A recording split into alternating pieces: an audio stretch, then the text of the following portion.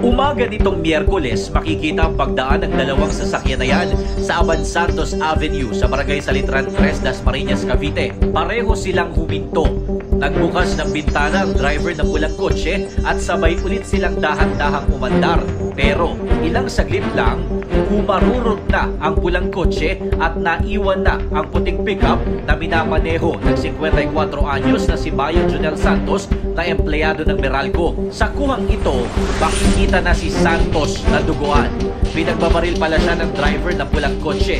Ayon sa isang saksi, nagulat na lang sila nang makarinig ng mga putok ng baril. May dalawang putok na magkasunod, tapos yung ugong na sasakyan na umaruro. Mabilis lang.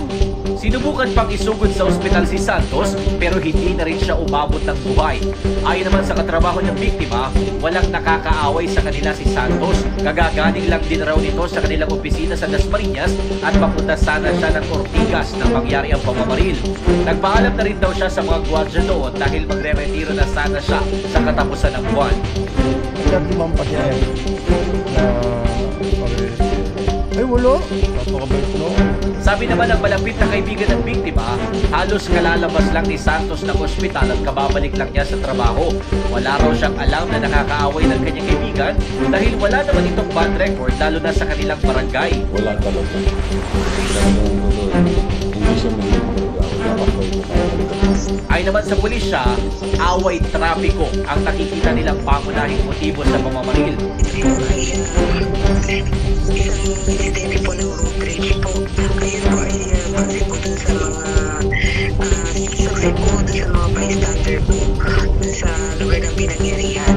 Pero hindi pa malinaw kung saan bahagi ng kalsada unang nagkagirian ng dalawa at kung ano ang dahilan nito. Kinundina naman ng Meralco ang pagkamatay ng kanilang empleyado at nagpabot na paikiramay sa pamilya ni Santos. Nakikipag-ugnay na rin daw sila sa mga kaanak ng biktima para magbigay ng tulong. Nakikisa rin umano ang Meralco sa investigasyon ng otoridad at sa paghahanap sa motoristang namaril. Patuloy naman ang backtracking at follow-up operation ng otoridad para mahuli ang gunman. Nakipag-ugnay na rin daw sila sa Land Transportation Office o LTO para matrace ang pulang kotse na ginamit sa krimen.